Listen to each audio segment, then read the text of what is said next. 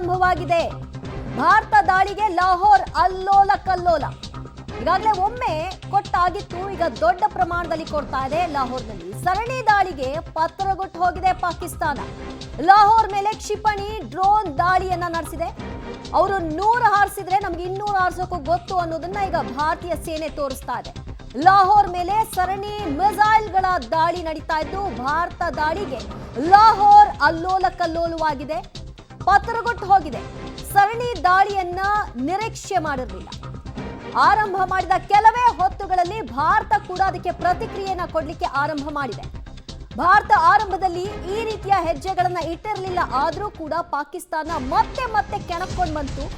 ಕೆಣಕೊಂಡು ಬಂದ ಮೇಲೆ ಬಿಡೋದಕ್ಕೆ ಸಾಧ್ಯನಾ?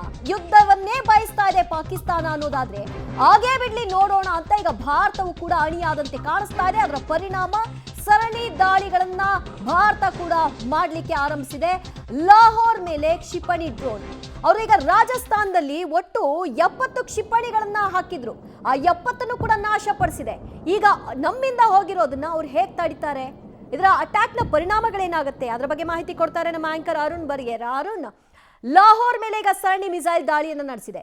ಸೇಮ್ ಈಗ ರಾಜಸ್ಥಾನದ ಮೇಲೆ 70 ಮಿಸೈಲ್ಗಳನ್ನ ಅವರು ಹಾರಿಸಿದ್ರೆ ಅದರ 100 ಪಟ್ಟು ನಮಗೆ ಹಾರಿಸಲಿಕ್ಕೆ ಗೊತ್ತು ಅನ್ನೋದನ್ನ ಭಾರತ ತೋರಿಸ್ತಾ ಇದೆ. ಇದರ ಪರಿಣಾಮಗಳೇನು? ತಡಿಲಿಕ್ಕೆ ಶಕ್ತಿ ಇದೆಯಾ ಅವರ ಬಳಿ?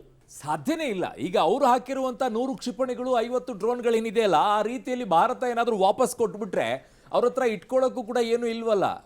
ಏರ್ ಡಿಫೆನ್ಸ್ ಸಿಸ್ಟಮ್ ಕೂಡ ಹಾಳಾಗಿ ಹೋಗಿದೆ ಕೆಲವು ಭಾಗಗಳಲ್ಲಿ. ಅದು ವರ್ಕು ಕೂಡ ಆಗ್ತಾ ಇಲ್ಲ. ಏನಾಗುತ್ತೆ ಪರಿಸ್ಥಿತಿ ಅನ್ನುವಂಥ ಅರಿವು ಪಾಕಿಸ್ತಾನಕ್ಕೆ ಇದೆಯೋ ಎಲ್ಲೋ ಗೊತ್ತಿಲ್ಲ. ನಾವು ಹೇಳ್ತಾ ಇದ್ವಿ, ನೀವು ಹೇಳ್ತಾ ಇದ್ರಿ ಈಗಾಗಲೇ ಲಾಹೋರ್ವರೆಗೂ ಅಂತ ಹೇಳಿ. ಇಸ್ಲಾಮಾಬಾದ್ ಈ ಬಾರಿ ಟಾರ್ಗೆಟ್ ಆಗುತ್ತಾ ಅಂತ ದಿವ್ಯಾ?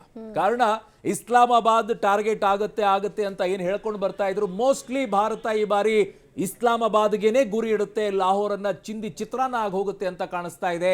ಪಂಜಾಬ್ ಪ್ರಾಂತ್ಯ ಸಂಪೂರ್ಣವಾಗಿ ಅಬ್ಸಲ್ಯೂಟ್ಲಿ ಈ ಬಾರಿ ಏನನ್ನಿಸ್ತಾ ಇದೆ ಗೊತ್ತಾ ದಿವ್ಯಾ?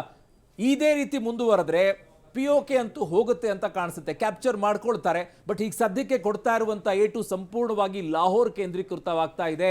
ಜೊತೆಗೆ ಇಸ್ಲಾಮಾಬಾದ್ ಕೂಡ ಕೇಂದ್ರೀಕೃತವಾಗ್ತಾ ಇದೆ. ಕಾರಣ ಅಲ್ಲಿಂದ ಅಲ್ಲಿಗಿರುವಂತ ಡಿಸ್ಟೆನ್ಸು 10 ರಿಂದ 15 ಕಿಲೋಮೀಟರ್ ಅಷ್ಟೇ ಇದೆ ಡಿಸ್ಟೆನ್ಸು.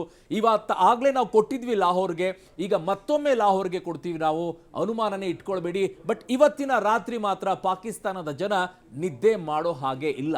ಆ ರೀತಿಯಲ್ಲೇ ಏಟುಗಳಿರುತ್ತೆ ದಿವ್ಯಾ.